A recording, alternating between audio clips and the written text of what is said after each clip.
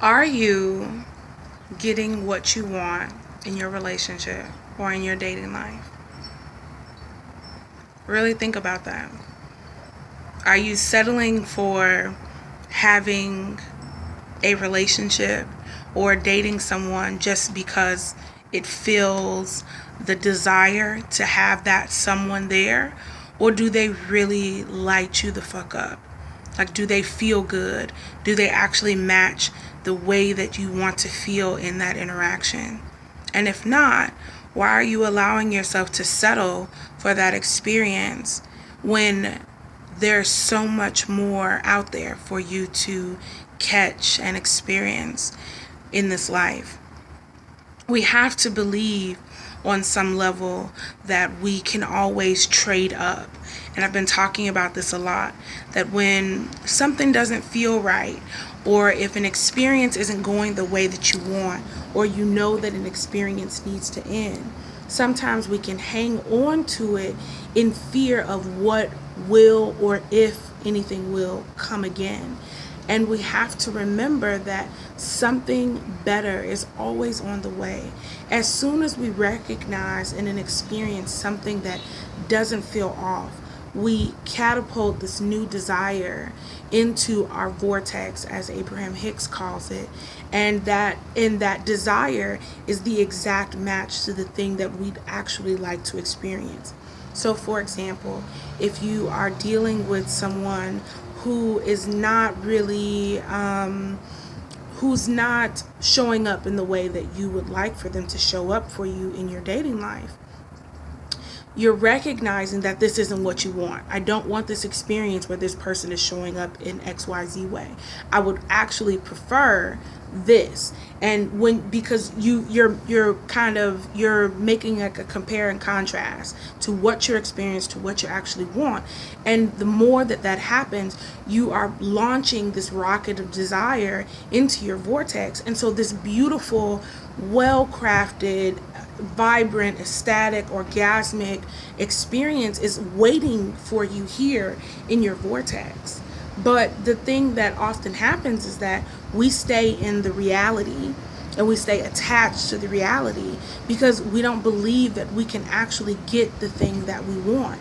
But what we have to remember is that just the mere fact that we desire it, just the mere fact that it's something that crosses our heart or crosses our mind, it is something that can come to fruition.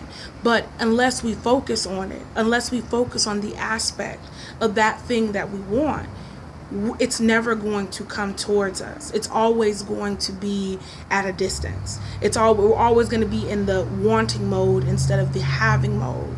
And so if you are in this experience and you're not sure exactly how to make a change, the best thing to do is just to start focusing on the thing that you want.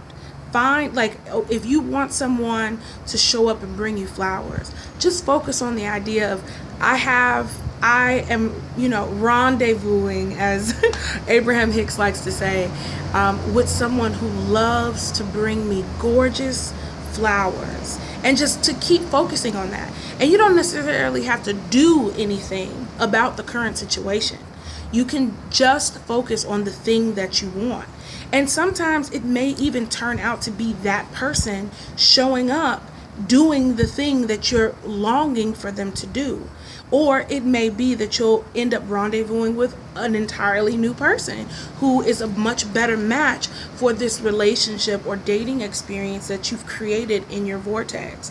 And so you have to trust, you have to allow yourself to step into that place of vision and that place of pleasure and that place of really owning that desire before you can actually bring it to fruition. So one of the things that I love is that when we're stepping into our vortex, it's really a matter of stepping into our pleasure, allowing ourselves to just be distracted by all the good and all of the joy and all of the whimsical energy that we can conjure in our lives.